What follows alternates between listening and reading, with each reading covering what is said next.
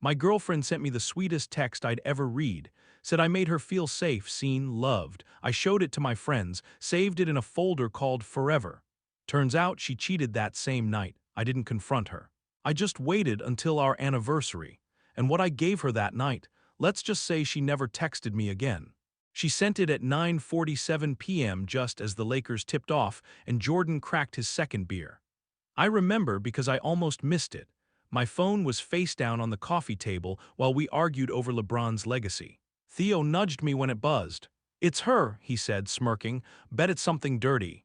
It wasn't, it was the opposite. She said I made her feel safe. Seen, said no one had ever looked at her the way I did. That she didn't have to be hard around me, that she could finally exhale. Then, "I love who I am when I'm with you." I swear to God, my chest cracked open reading that. Like something sacred just got handed to me in a text bubble. I held up my phone and showed it to the guys. Tell me I'm not crazy for thinking she might be the one. Theo whistled, "Bro, frame that shit." Jordan raised his can, "You win." I smiled, big dumb all-teeth smile. The kind I hadn't worn in years. I saved the message in a folder on my phone I'd already named Forever.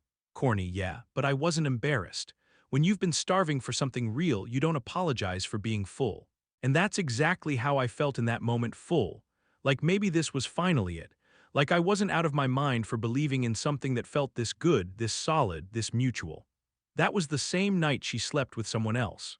Same night I sat on that couch thinking I'd finally found home. She didn't tell me, didn't slip up, didn't even act different the next morning, and I had no clue, not then. I made her coffee the next day, drove her to her appointment, kissed her cheek when I dropped her off and said, "You're it for me." And she smiled like she agreed. But she already knew she wasn't. She'd already decided I was just the guy who made her feel good about herself. Not the one she had to be good to.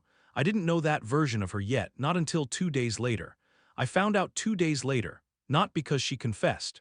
Because her name popped up in a tagged photo on someone's story, a bar I'd never been to, from an angle that didn't mean to catch her. She was in the background, sitting next to him, the guy she used to say made her feel messy.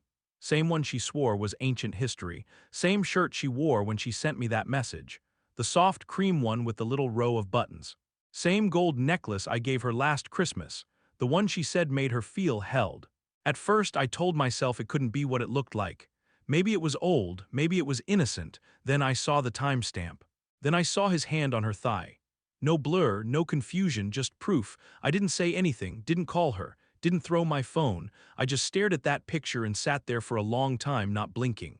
It was like watching the moment your belief breaks. Not in her, in you, in your ability to read people, to trust your gut, to know what's real. She came over that night like nothing had happened, kissed me like she meant it, took her shoes off at the door like always. I made dinner, listened to her talk about her day.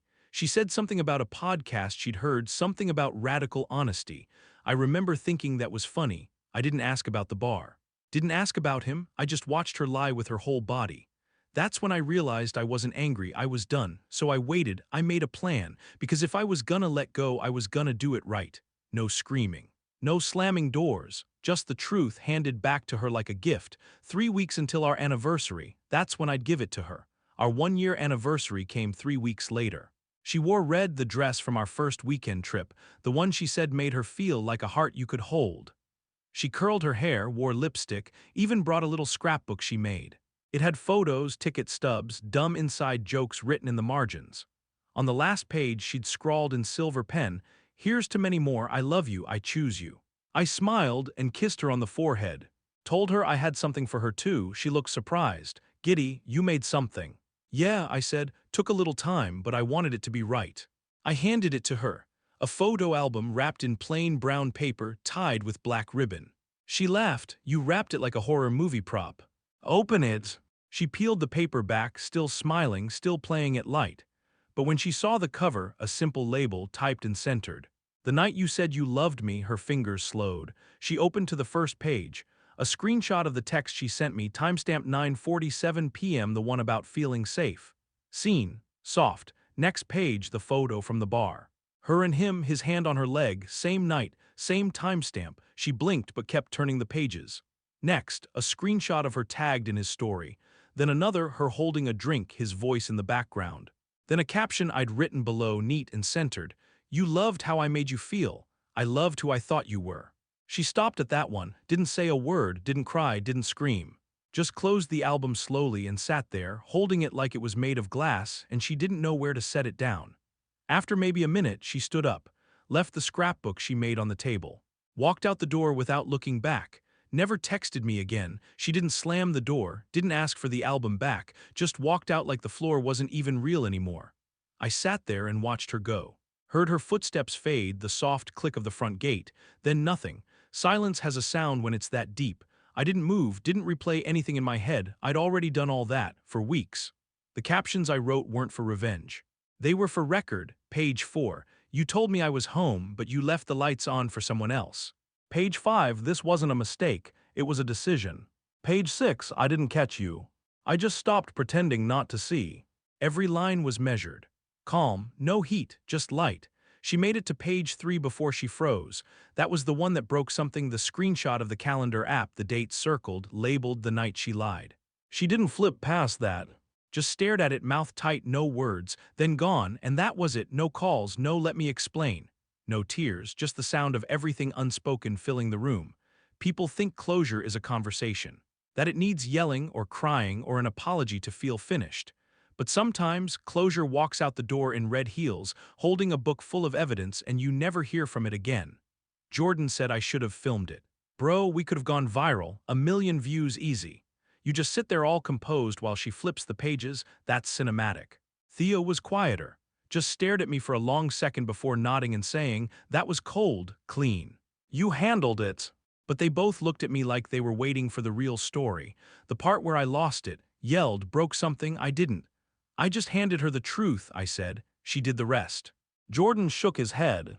You're a better man than me. I'd have burned her whole ego down. But that's the thing, she didn't need fire, she needed a mirror. And that album was the clearest one I could find. You know what I think hit her hardest? Not the photos. Not the timestamps, not the proof. It was the quiet, the way I didn't raise my voice, the way I didn't ask why, the way I didn't even look hurt because I wasn't performing. I wasn't giving her a stage, I was done. And when someone who really loved you stops fighting for it, that's not relief, that's the grief that lingers. Theo said later, you didn't just end it, you ended the version of you she thought she could always come back to. And he was right. Because that night I wasn't angry, I wasn't broken, I was just free.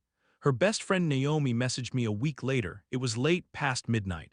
The kind of hour where everything feels heavier, more honest. She wrote, I'm sorry. She told me everything, you didn't deserve that. I stared at it for a while, thought about ignoring it, thought about replying with something clever or bitter or scathing. I didn't, that was never the point, I just wrote back. She told me everything too, I just listened better. Then I blocked the number, not out of spite, not to make a scene, just to stop the ripple effect. I wasn't interested in what Naomi knew or didn't, I didn't need a post-mortem. I didn't want to hear that she regretted it or she's going through a lot or she didn't mean to hurt me. She did, and she did it clearly. The block wasn't about anger, it was about peace. I'd said what I needed to say, in captions, in silence. In the way I handed her that album and didn't flinch, the story was finished. Everything after that was just noise I didn't need to hear. I kept the forever folder, not because I miss her, not because I still scroll through it. Because I need to remember what I almost called love. There's power in not deleting things, in facing what you fell for when you didn't know better. That text, the one that lit me up like I was finally understood, it's still in there. Front and center. And every time I open that folder, it reminds me, words are easy. Consistency isn't. She knew exactly what to say to make me believe. That was her gift. She could make you feel like the only person in the room while looking for the next one to keep her entertained. Sometimes people say all the right things so you never notice how wrong they act. It's not that I didn't see it. I just didn't want to. I was too caught up in the idea of us, in the version of her that only existed in moments, the soft, vulnerable, you make me feel safe version. But that wasn't who she was when I wasn't looking. Now I keep the folder as a receipt, a reminder not to mistake beautiful language for genuine love. Love doesn't need poetry to prove itself, it shows up. It stays honest. It holds its weight, and when it doesn't, you let go. I started dating again. Slowly. No apps, no swiping, just letting life happen. Met someone through a mutual friend, her name's Ren. First time we talked, she asked if I'd ever been in love. I told her yes once. And then I told her everything, not the sanitized version, the real one, the text, the bar, the album, how I didn't yell, how I waited. How I walked away, she didn't flinch. She just looked me in the eye and said, "You're not too much. You were just too honest for someone who needed a mirror, not a partner." I didn't say anything back. I couldn't. I just nodded and sat with it. She doesn't know it yet, but that line fixed something in me. It made everything click, not just what happened, but why it happened, why it hurt, why it stayed. I wasn't betrayed because I was naive. I was betrayed because I showed up with my whole self, and she only brought the version of herself that could get what she wanted. Ren isn't perfect, I'm not either, but there's no pretending, no performance. No folder full of evidence waiting to happen. Just two people sitting across from each other, saying what we mean, listening for what's real. That's what peace feels like. People still ask me what I gave her on our anniversary. I usually just say, closure. But that's not the full truth. What I gave her was proof that I paid attention, that I believed her, that I loved her, not the surface version, not the curated one, but fully, enough to see her. Enough to hold up a mirror, even when I didn't like what was in it. Some people think that kind of exit is cold, that it's calculated, but I didn't do it to hurt her. I did it to stop hurting myself. Because there's a kind of cruelty in letting someone lie to you when you already know the truth. It breaks something in you, quietly, over time. That night when I handed her the album, I wasn't trying to make a scene. I wasn't trying to shame her, I just wanted to end it the way I lived it, honest. She made me feel seen, that's true, but all I ever did was see her back. And when I couldn't unsee who she really was, I walked, not with anger. Not with spite, with clarity. That's not revenge, that's self-respect. If she ever thinks about me now, I hope it stings not because of what she lost, but because of how little she ever really knew me. She thought I'd fall apart. Thought I'd beg, cry, spiral. She saw how I loved and assumed I couldn't leave. But she was wrong. I wasn't holding on, I was just waiting. Watching. Giving her every chance to show me I was wrong about her, she never did. And when that last page turned, when the silence filled the room and she couldn't look me in the eye, that was it. That was all I needed. Letting go wasn't hard. Loving her had been harder. Because love, real love, takes work, patience. Repetition, it's the boring stuff, the showing up, the not lying, the choosing someone every damn day even when it's inconvenient. She never understood that. She thought love was fireworks. I knew it was firewood, something you keep tending to or it dies. She stopped tending, so I walked away from the cold, and now finally I'm warm again. Thank you so much for watching. Please do not forget to like, comment, share, and subscribe. One love.